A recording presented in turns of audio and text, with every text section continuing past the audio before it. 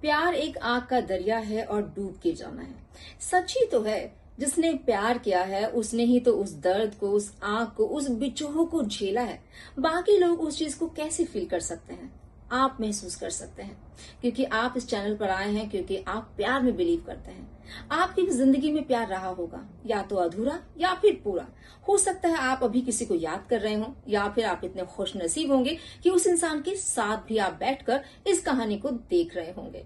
Anyways, प्यार का मतलब होता है कि वो किसी के मन में वो बीज अंकुरित कर दे कि दुनिया आपको हसीन ही हसीन लगने लगे।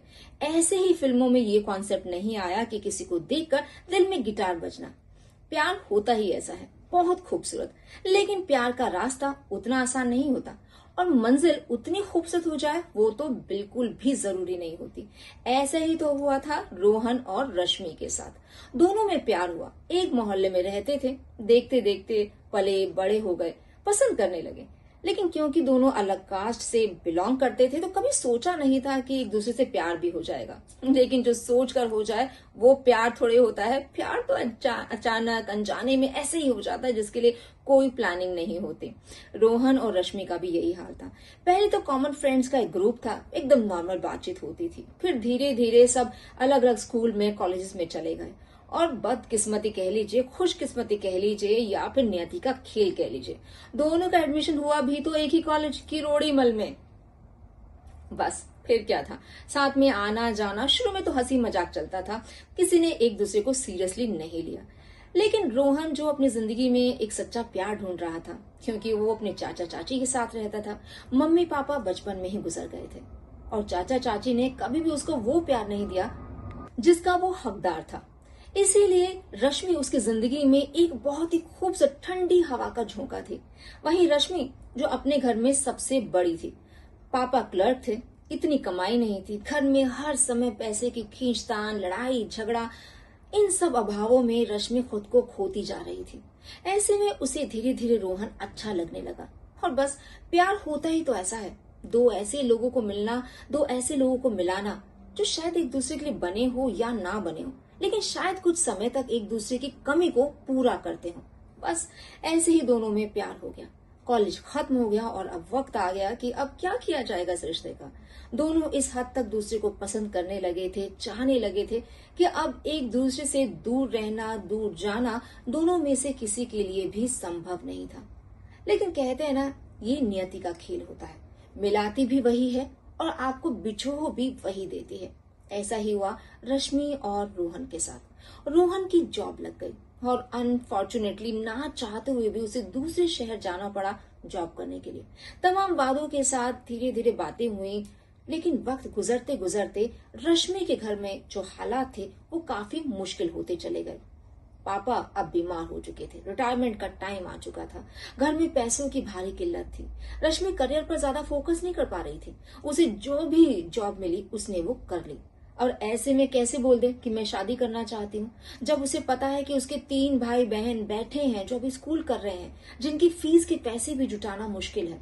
ऊपर से माँ इतनी फ्रस्ट्रेट और नेगेटिव हो चुकी थी कि उनसे तो कुछ कहना मतलब समझ जाइए। ऐसे में रश्मि ने ठान लिया था कि उसकी जिंदगी में रोहन के लिए अब कोई जगह नहीं है, क्योंकि अगर वो प्यार पर ध्यान देगी तो अपनी पारिवारिक जिम्मेदारियों से उसको हाथ धोना पड़ेगा। आखिर कौन लड़का ये पसंद करेगा कि उसकी होने वाली बीवी या उसकी बीवी सिर्फ अपने परिवार की देखभाल करती रहे, और वो परिवार जिसको अभी सेटल होने में अगले कई साल लगने वाले हैं। रश्मि ने ये तमाम बातें एक लेटर में लिखकर रोहन को पोस्ट कर दी। रोहन के लिए ये एकदम धक्के जैसा था। वो आनन फानन में अगले ही हफ्ते घर आ पहुंचा। लेकिन ये क्या, चाचा चाची से पता चला कि 2 दिन पहले ही रश्मि अपने परिवार के साथ उस शहर को छोड़कर जा चुकी थी। कहां, किसी को पता नहीं। आखिर ये क्या मजाक था? ये कैसे हो सकता है? प्यार करो, साथ में वादे करो, कस्में खाओ और फिर अचानक से गायब हो जाओ। रश्मि ने जो किया, क्या लगता है आपको, सही किया? अगर आप मेरी बात से अग्री करते हैं कि हाँ उसने गलत किया, तो आप कमेंट बॉक्स में जरूर कमेंट करके बताइएगा। नमस्कार दोस्तों, मैं हूँ आपकी अपनी दोस्त जयश्री। आप सभी का स्वागत है मेरे चैनल लव लाउंज में, जिसमें हमेशा मैं लेकर आती हूँ ऐसी रोमांटिक स्टोरीज जो कहीं न कहीं हमारी जिंदगी के आसपास घटित होती हैं, कई बार हमारी जिंदगी का ही हिस्सा होती है। तो आज भी ये कहानी रश्मि और रोहन की आपके दिल को छू रही होगी, इसकी मुझे पूरी गारंटी है, मुझे पूरा विश्वास है। तो चलिए, हम कहाँ थे? रश्मि शहर छोड़कर जा चुकी है। अब रोहन एकदम निराश हो चुका है, हताश हो चुका है। रोहन को समझ में नहीं आ रहा कि अब जिंदगी आगे कैसे बढ़ेगी। खैर, कुछ दिन डिप्रेशन में रहने के बाद रोहन को समझ में आ गया था कि अब रश्मि को फिलहाल पाया नहीं जा सकता है। अपने करियर पर कंसंट्रेट करना ही एक आखिरी चॉइस थी। तो रोहन ने अब पूरी तरह अपने आप को अपने काम में झोंक दिया। ऐसा करते करते साल, 2 साल, 3 साल, 4 साल, 5 साल बीत गए। बीचों बीच चाचा चाची का थोड़ा प्रेशर आता रहा शादी का, लेकिन रोहन ने अपने करियर पर आगे बढ़ने की बात कहकर इस बात को हमेशा दबाना ही मुनासिब समझा। और देखिए, नियति की बात की थी ना मैंने आपसे शुरू में, नियति ने यही किया।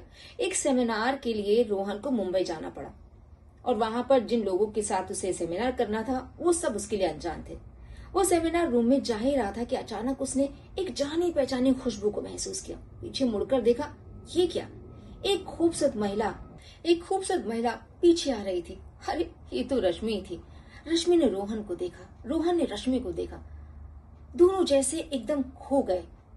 अगर पीछे से कोई आकर रोहन के कंधे पर हाथ ना मारता तो शायद रोहन अपनी उस इमेजिनेशन वाली दुनिया से बाहर ही ना निकल पाता। रोहन अचानक झेंप गया और उसकी आंखों में बहुत सारे सवाल रश्मि ने देख लिए। खैर, उन सब चीजों को इग्नोर करके दोनों सेमिनार हॉल में चले गए। ज्वाइन तो सेमिनार करने आया था रोहन, लेकिन दिमाग वहां थोड़ी था। बार बार नजरें रश्मि पर जा रही थी जो दूर एक कोने पर बैठी हुई थी। जैसे तैसे टाइम बीता। लंच ब्रेक में रोहन ने बिना देर के रश्मि के पास जाना मुनासिब समझा। इससे पहले कि वो कुछ बोलता, रश्मि ने कहा, आई एम सॉरी रोहन, मैं जानती हूँ मैंने तुम्हें बहुत हर्ट किया। मुझे तुम्हें सब सच बताना चाहिए था, लेकिन मैं क्या करती। घर के हालात इतने बुरे थे कि तुम्हें ज्यादा डिटेल में बताती तो तुम खुद परेशान हो जाते और फिर शायद मेरी मदद करने के लिए तुम अपने करियर को भी सेक्रीफाइस कर देते। मैं ऐसा नहीं कर सकती थी, मैं बहुत प्यार करती थी तुमसे। रोहन ने रश्मि को एक पल देखा और कहा, करती थी? रश्मि ने कहा, आज भी करती हूँ, लेकिन अब तो तुम आगे बढ़ गए होंगे ना, तुम्हारी बीवी होगी, बच्चे होंगे। अब मैं बात करूंगी तो गलत नहीं लगेगा? रोहन ने हंसते हुए कहा, अच्छा तो यहां तक सोच बैठी हो? मैं तो तुम्हारे अलावा किसी और के बारे में सोच ही नहीं पाया। रोहन की ये बात सुनकर रश्मि हैरान हो गई। दोनों को अब ये बात क्लियर हो गई कि दोनों अभी तक सिंगल हैं। रोहन ने कहा, अब भी कुछ और सेक्रीफाइस करना बाकी है मैडम, या फिर कुछ आगे की सोच सकते हैं? रश्मि मुस्कुराते हुए बोली, हाँ बाकी है ना, अपने उन वादों को पूरा करना जो मैंने तुमसे किया था। देखा दोस्तों, अगर नियति चाहे तो वो 2 बिछड़े हुए लवर्स को भी मिला सकती है। बस मुझे लगता है एक चीज की जरूरत है, वो है भरोसा। वो भरोसा आपको रखना होगा अपने प्यार पर, अपने इरादों पर। अगर वो है और आपकी किस्मत में उस इंसान का प्यार है तो वो मिलकर ही रहेगा। मुझे उम्मीद है मेरी आज की कहानी आप सबको बहुत पसंद आई होगी, और अगर आपकी भी कोई लव स्टोरी है तो बताना मत भूलिएगा। फिलहाल एक अगली कहानी के लिए मुझे वापस आना पड़ेगा, तब तक के लिए टेक केयर।